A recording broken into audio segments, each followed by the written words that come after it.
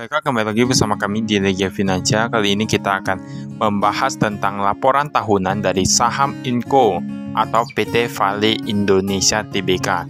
Jadi ini untuk laporan tahunan 2023 sudah keluar ya. Seperti biasa di sini ada presiden direkturnya.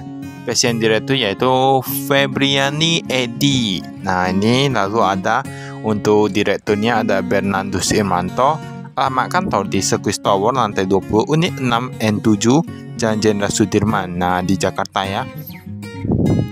Dan seperti biasa ini kita akan lihat dulu kasnya. Kalau untuk Inco ini dia bergerak di perusahaan yang tambang ya. Tambang kalau tidak salah nikel. Nah, nikel. Jadi ini cukup menarik. Nanti kita lihat gimana penjualannya. Aset lancar. Ini kita lihat kas dan setar kas. Di sini dikatakan dalam bentuk dolar ya, dalam bentuk dolar dan nilainya itu ribuan. Jadi di sini tahun lalu yang 2022 ada sekitar 634 juta dolar, meningkat untuk kasnya menjadi 698 juta dolar. Artinya meningkat cukup baik. Total aset lancarnya dari 989 juta dolar menjadi 1 miliar dolar. 1,033 miliar dolar. 1 miliar dolar itu kalau 1 juta dolar kan kita 15 miliaran kurang lebih. Kalau 1 miliar dolar itu berapa? Nah, paling 15 triliunan lah kurang lebih gitu ya. Di sini kita lihat persediaannya. Persediaan itu meningkat sedikit saja ya. Dari 155 juta dolar menjadi 155,9 juta dolar. Kemudian kita lihat di sini ada aset tidak lancar ataupun kalau kita bilang itu lebih ke aset tetap gitulah, anggap seperti aset tetap. Di sini dari yang tahun lalu ada 1,6 miliar dolar, lalu sekarang menjadi 1,8 miliar dolar. Untuk total asetnya dari 2,6 miliar dolar menjadi 2,9 miliar dolar. Jadi ini sudah cukup besar ya perusahaannya. Itu kan untuk jumlah aset yang tidak lancar ditambah dengan jumlah aset lancar. Kalau kita lihat yang aset tetapnya, aset tetap tok aja ya, ini ada sekitar 1,6 miliar dolar. Ya, 1,6 miliar dolar meningkat dari 1,5 miliar dolar. Jadi ini kalau kita lihat seharusnya cukup bagus sih perusahaannya, karena asetnya ini pun terus bertumbuh ya. Ibaratnya ini tumbuh kurang lebih ratusan juta dolar. Ya, ratusan juta dolar. Kita hitung saja. Ini kan sudah hampir mendekati 3 miliar dolar ya. Tadi 1 miliar dolar kurang lebih 15 triliunan. Nah, kali ketiga paling 45-an gitu. 44-an triliun dolar gitu ya. Jadi sudah cukup besar. Liabilitas jangka pendek. Untuk utang usaha pihak bereaksi masih sedikit-sedikit. Kayak gak nampak ya. 300-an ribu dolar saja. Untuk yang pihak ketiga dari 115 juta dolar menjadi 140 juta dolar ya. Itu walaupun tren meningkat, tapi kita lihat dulu. Nah, kita lihat dulu nanti gimana hasilnya, bagus atau enggak. Untuk yang total liabilitas jangka pendek, total hutang jangka pendek dari 175 juta dolar menjadi 216 juta dolar. Ini meningkat cukup banyak ya. Untuk yang jumlah hutang jangka panjang dari jangka pendek sekarang jangka panjang dari 128 juta dolar menjadi 144 juta dolar, meningkat juga. Total hutangnya dari 303 juta dolar menjadi 361 juta dolar. Artinya meningkat cukup banyak, puluhan juta dolar. Semoga ekuitasnya meningkat lebih banyak. Nah, kita lihat dari sini, tampaknya ekuitasnya memang meningkat cukup banyak. Artinya meningkat lebih banyak dari hutang. Berarti ini masih bagus lah. Yang diatribusikan kepada pemilik entitas induk, kita lihat yang itu aja ya. Dari 2,3 miliar dolar menjadi 2,5 miliar dolar. Artinya ini meningkat ratusan juta dolar. Tadi hutangnya meningkat cuma puluhan juta dolar, tapi untuk ekuitas meningkat ratusan juta dolar. Jadi itu artinya ekuitas bertambah lebih banyak daripada hutang. Bagus. Pendapatan dari 1,1 miliar dolar menjadi 1,2 miliar dolar, 2 miliaran dolar. Itu akan artinya ada peningkatan pendapatan. Beban pokok pendapatan masih bisa mereka tahan, masih cukup bagus. Untuk yang beban usaha meningkat sedikit, tapi untuk yang laba usaha langsung lah dari 272 juta dolar menjadi 300-an juta dolar. Ini meningkat cukup banyak ya. Ibaratnya ada peningkatan pendapatannya, ini yang laba usaha dari 272 juta dolar menjadi 300-an juta dolar. Tapi nanti kita lihat untuk yang kepada pemilik entitas Indo. Untuk sementara yang beban pajak penghasilan meningkat juga dari 75 juta dolar menjadi 78 juta dolar. Untuk laba tahun berjalan meningkat dari 200-an juta dolar menjadi 274 jutaan dolar. Nah, 1 juta dolar, 15 miliaran, 100-an juta dolar, paling 1,5 triliunan.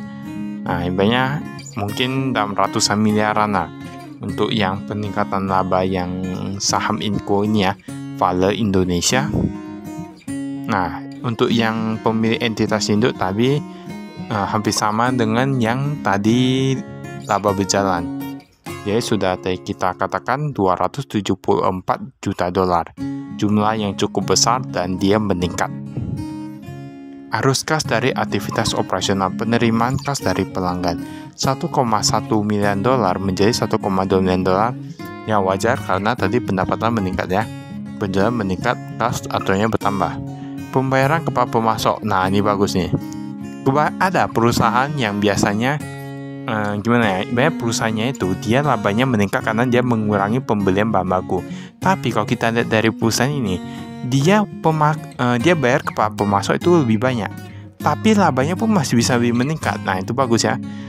Kita lihat tahun lalu cuma 553 juta dolar, sekarang menjadi 594 juta dolar. Mereka bayar kepada pemasok. Dan di sini ada pembayaran kepada karyawan memang agak sedikit berkurang, 88 juta dolar menjadi 85 juta dolar. Yang dihasilkan dari operasional 421 juta dolar, meningkat dari 300-an juta dolar karena memang tadi ya penjualan bertambah, otomatis arus kas bertambah lah, banyak kayak gitulah. Kalau yang ini umum kita skip.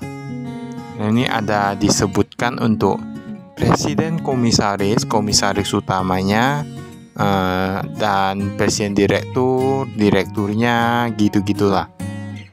Untuk presiden komisaris ada Desni Naidu. Nah, Desni Naidu sama dengan tahun lalu. Wakil presiden komisaris Muhammad Ramakaimuddin, sama juga. Presiden direktur Febriani Edi, wakil presiden direktur Adriansyah Chaniago. Nah, ini semua rata-rata sama ya kalau kita lihat, cuman ada perbedaan di direkturnya. Dulu gak ada Abu Asa, sekarang ada Abu Asa. Mungkin karena perusahaannya sudah lebih bertambah atau ada proyek lain, jadi ada peningkatan jabatan, tentunya ada direktur juga. Biasa kalau sebut direktur itu apa? Regional manager ya. Nah, ini ada nih untuk entitas sana. Ini ada satu hal yang menarik. Industri pembuatan logam dasar bukan besi untuk yang PT Kolakanika Indonesia sudah gak ada sahamnya. Nah, kita lihat dulu ada 99,93%, sekarang sudah gak ada. Tapi untuk yang Bahaudopi Nickel Smelting Indonesia dulu 99,99%, ada 0,1%, dan sekarang sudah full 100%. Nah, jadi sekarang PT Kolakanika Indonesia sudah gak ada termasuk dalam entitas sana, tapi untuk yang PT Bahaudopi mereka pegang kepemilikan sahamnya 100%. Nah, ini sebenarnya tergantung apa juga lah, tergantung kepentingan masing-masing lah. Mana tahu mereka jual karena uangnya lebih banyak atau gimana, nah kan gak ada yang tahu semuanya. Atau ada hal lain yang lebih penting. Kemudian kita lihat yang ini, kita skip ya.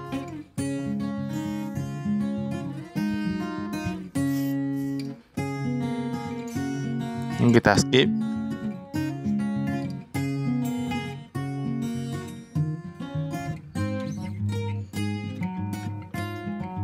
Di sini ada. Nah, ini kasnya. Kas dan setara kas. Kas di bank itu meningkat dari 114 juta dolar menjadi 166 jutaan dolar.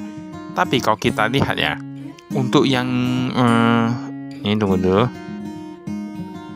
Ya, data ini yang awalnya ya. Ini kita lihat yang Bank UOB, Standard Chartered, semua rata-rata ini yang dalam bentuk dolar. Ini bahkan mereka ada simpan di JP Morgan Chase Bank untuk yang dalam bentuk dolar. Dalam bentuk rupiah ada di Citibank, Bank Rakyat Indonesia, ada Bank Mandiri. Kalau untuk yang dalam rupiah Citibank agak menurun, tapi yang untuk Bank UOB mereka taruh meningkat cukup banyak loh, dari 31 jutaan dolar menjadi 85 jutaan dolar. Entah karena mereka banyak transaksinya lebih banyak di sana atau gimana, tapi ini masih kas di banknya. Nanti kita lihat untuk yang misalnya ada deposito atau gimana kan. Kalau tidak salah tadi kita lihat ada pendapatan keuangan juga. Nah ini ada deposito ya, data meningkat dari 519 juta dolar menjadi 532 juta dolar. Berarti lebih banyak deposito daripada cash. Di sini mereka tahu dolar paling di ING Bank. Nah, ING Bank pernah dengar gak? Nah, kami belum pernah dengar sih. Ini ada Banco Santander, pernah dengar gak? Ini ada Banco Bradesco, ada pernah dengar gak? Kami juga belum pernah dengar ya. Atau ada yang pernah dengar bisa taruh di kolom komentar, bisa dibilang. Ada National Bank of Canada. Nah kita lihat. Nah ini yang menarik loh. Biasanya setahu kami deposito yang dolar itu tetap lebih rendah daripada deposito rupiah, karena kita tahu banyak dikurangi dengan inflasi dan lain-lain. Tetapi ada hal menarik. Sekarang deposito dolar lebih tinggi daripada deposito rupiah untuk yang di sini. Lihat 5,7%, sedangkan untuk yang rupiah 5,3%. Dan kita lihat yang untuk yang tahun lalu 2022 dia dolar masih lebih kecil loh, cuma 3,1%. Sekarang bisa menjadi 5,7%. Kami sebenarnya kalau kami lihat ya, kemungkinan besar ya, ini dari Banco Santander dan Banco apa itu tadi ya. Nah itu kemungkinan dari sana. Dan peningkatan dari ING Bank, kemungkinan depositnya bertambah atau gimana, tapi kami lebih penasaran dari yang Banco. Ini ada deposito berjangka yang di Bank BRI ya.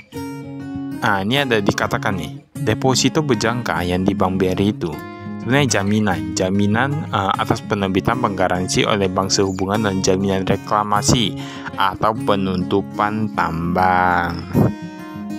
Nah, berarti ditutup ya atau gimana ya? Jangan-jangan yang tadi yang nggak ada sahamnya lagi. Kemudian ini ada pinjaman ke karyawan 5,2 juta dolar menjadi 5,6 juta dolar. Banyak loh itu.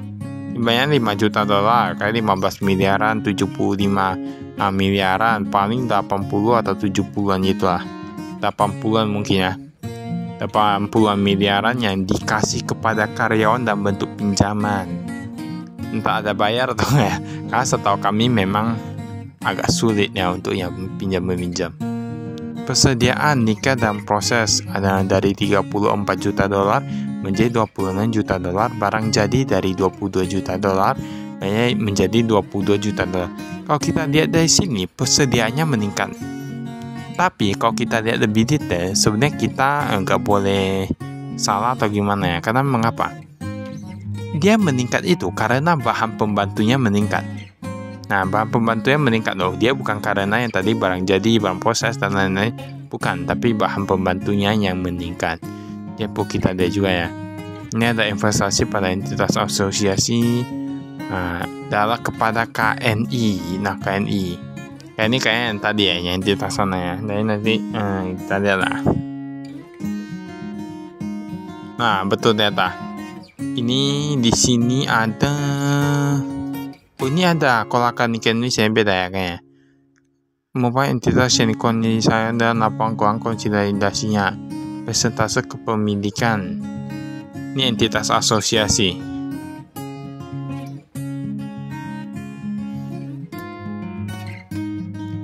Pada bulan November, peserta mendatangani definitif. Nah, banyak sekali ya tantangannya. Harga nikel 20.000. Aset tetap. Ini aset tetapnya. Bisa dilihat.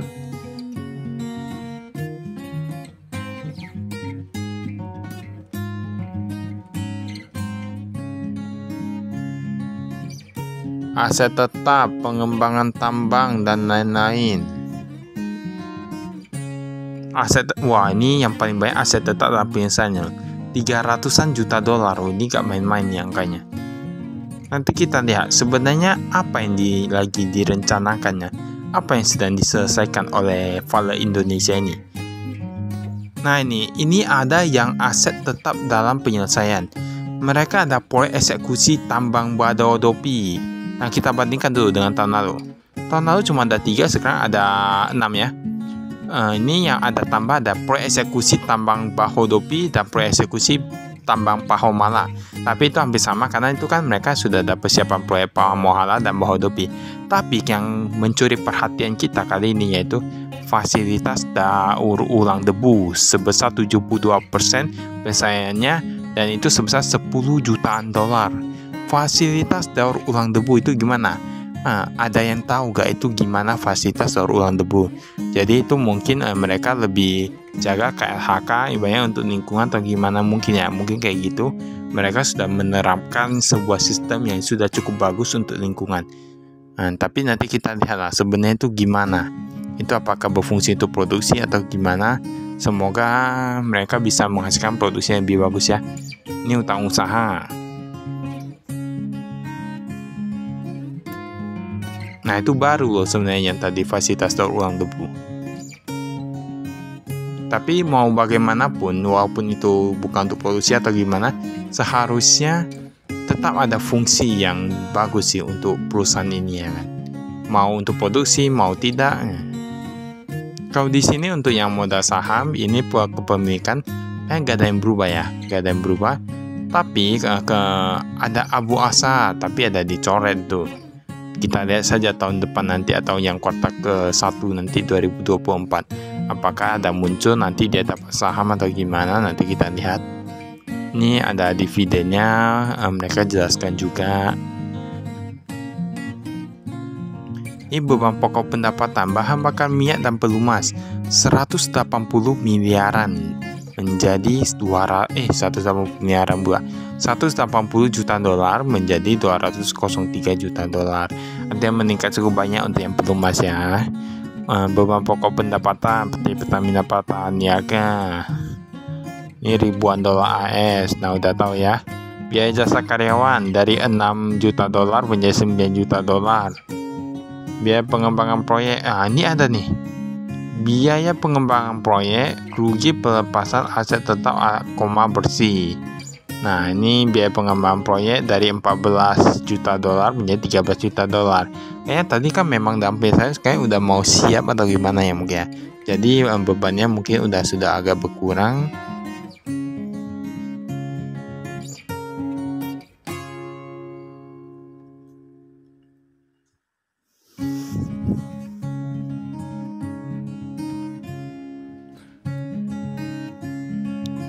Sampai ini ulang-ulang ya, ini udah mulai bagian yang ke umum gitulah seperti yang tadi di awal. Baiklah, itu saja dari kami. Sekian dan terima kasih. Saya investasi.